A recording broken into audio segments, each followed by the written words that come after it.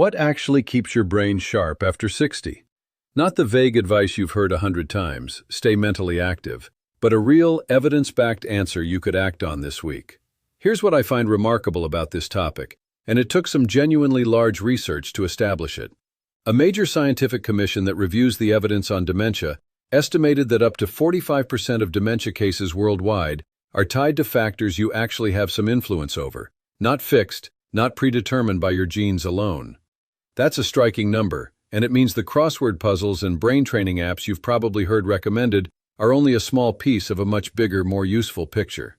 So here's the real list, the specific answer, not the vague gesture at staying sharp. If you're genuinely worried about your own memory, sudden confusion, or a real change in someone's thinking, that deserves a proper medical evaluation, not a video, and I'm not able to give you that from here.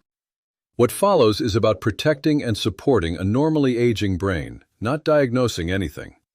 Let me give you the honest answer up front. Keeping your brain sharp after 60 has surprisingly little to do with puzzles and a great deal to do with your blood vessels, your hearing, your social life, and the same handful of health basics we keep returning to on this channel. Your brain is not a separate system running independently of the rest of your body. It's an organ, richly supplied with blood, and it's affected by nearly everything else we've discussed: your heart, your blood sugar, your sleep, your muscle. Protecting it means protecting the whole system, not solving a daily word puzzle. That's the real answer in a sentence. Now, let me walk you through the actual factors the evidence points to, because knowing the list is what lets you act on it. Here's the one that surprises almost everyone, and I think it deserves to go first. Your brain runs on an enormous, constant supply of blood, and anything that damages your blood vessels elsewhere in your body tends to damage the tiny vessels feeding your brain too. High blood pressure over years, unmanaged high cholesterol, and poorly controlled blood sugar or diabetes are all strongly linked to a higher risk of cognitive decline. Not because they attack your brain directly, but because they quietly damage the plumbing that keeps it fed and functioning. This is exactly why the heart-healthy pattern we've discussed for other reasons on this channel, managing blood pressure, watching your cholesterol, keeping blood sugar in a good range, keeps resurfacing here too. Your brain and your heart share the same delivery system, and looking after one genuinely looks after the other. This one catches almost every man off guard, and it's one of the more surprising findings in this whole area. Untreated hearing loss is now recognized as one of the more significant modifiable factors associated with cognitive decline in older adults, and the connection isn't obvious until you think it through. Here's the likely mechanism.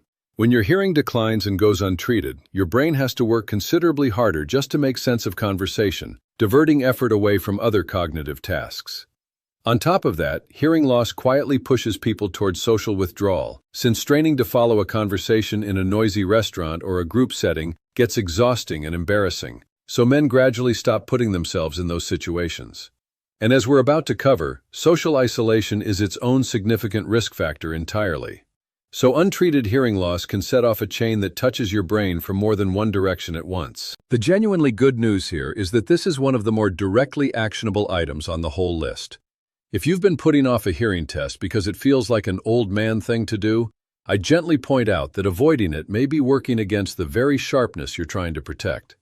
A hearing test is quick, and hearing aids today are a world away from what you might picture. We've touched on this before in a different context, but it belongs here explicitly too.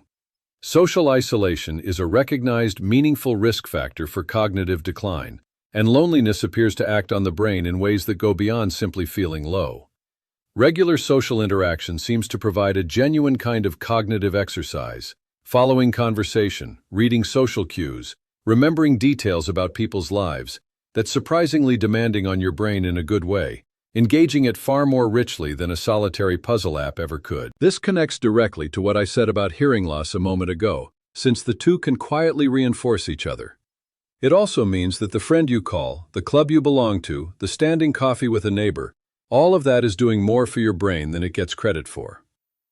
You'll recognize this one immediately because we've discussed it from other angles already.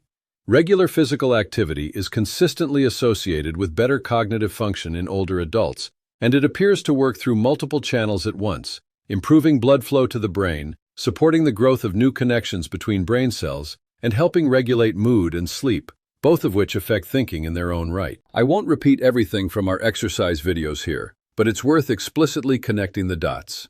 The strength training and walking routine we've already built out isn't just protecting your muscles and your heart, it's very likely protecting your thinking too, arriving here from yet another angle. A few more belong on the list, each with real evidence behind them.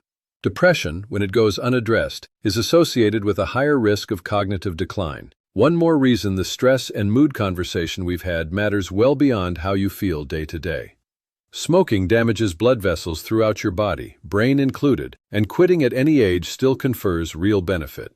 Excessive alcohol use is linked to worse outcomes here as well, while moderate use appears roughly neutral in most of the research.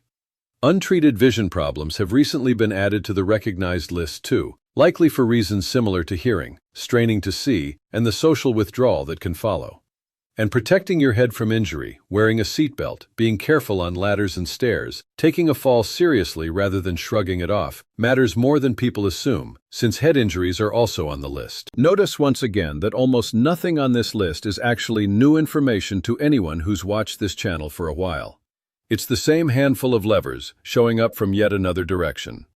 Let me address this directly, since it's what most men expect to hear about, and instead I've barely mentioned it. Mentally stimulating activity, learning something new, reading, engaging hobbies, does appear to offer some genuine benefit, and it's not worthless by any means. But the honest evidence suggests it's a smaller piece of the picture than the marketing around brain training apps would have you believe, and it works best as one part of the fuller list we've just covered, not a substitute for the blood vessel health, hearing, and social connection pieces that carry more weight. If you enjoy a crossword or a brain training app, by all means keep at it. Just don't let it stand in for the more consequential items on this list. So, pulling this together into something you can actually act on. Get your blood pressure, cholesterol, and blood sugar checked and managed, since this may be the single highest leverage item on the entire list. Get a hearing test if you haven't had one in years, and don't let embarrassment stand between you and something that genuinely protects your thinking. Stay socially connected on purpose, treating it as seriously as any other health habit rather than letting it happen by accident. Keep moving, building on the strength and walking routine we've already discussed. Address depression and excess drinking honestly, rather than quietly living around them, and don't smoke. Get your vision checked too, and take a fall or a bump to the head seriously rather than brushing it off. That's the real list, and every single item on it is something you have genuine influence over, starting now. Since I know this topic carries some quiet anxiety for a lot of men, let me offer a rough, honest distinction without pretending to diagnose anything from a video. Occasionally misplacing your keys, blanking on a name that comes back to you later, needing a moment longer to recall a word. These are common, ordinary features of an aging brain and not, on their own, cause for alarm. What's genuinely worth a proper evaluation is a different pattern. Memory loss that disrupts daily life, getting lost in familiar places, real difficulty with familiar tasks, or noticeable changes in judgment or personality that others around you are also noticing, not just you second-guessing yourself.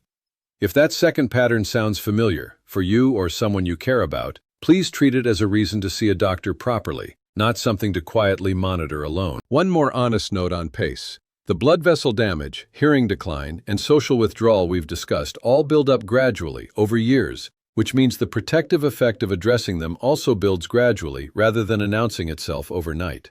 That's actually the encouraging part.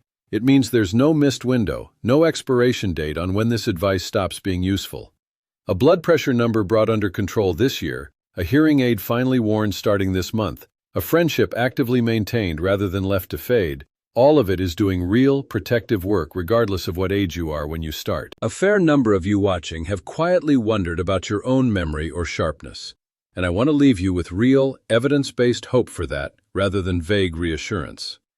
Nearly half of dementia risk, by the best current estimate, is tied to things you can actually influence, and you're already working on several of them if you've been following along with this channel. This isn't about outsmarting your genes with a crossword puzzle. It's about protecting the whole system your brain depends on, and that system responds to the same honest effort we keep coming back to. So, back to the question we opened with. What actually keeps your brain sharp after 60? Your blood vessels, your hearing, your social connections, your movement, and your mood, working together, matter far more than any puzzle book ever will.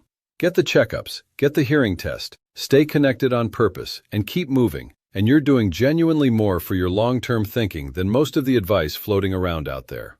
If you or someone close to you has noticed real, concerning changes in memory or thinking, please bring that to a doctor properly rather than working through a list like this one alone. An actual evaluation is what that situation calls for. If this gave you a real answer instead of another vague nudge toward crossword puzzles, a like nudges this toward the next man who's had the same quiet question.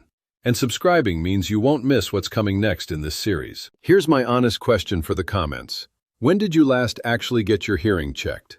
I have a feeling the answer for a lot of you is longer ago than you'd like to admit, and I'm genuinely curious. Since blood pressure, cholesterol, and blood sugar turned out to matter so much here, my upcoming breakdown of the heart health numbers that actually matter after 60 pairs naturally with this one. Keep an eye out for it on the end screen, and it's linked below as always once it's up. Look after your whole system this week, and I'll see you in the next one.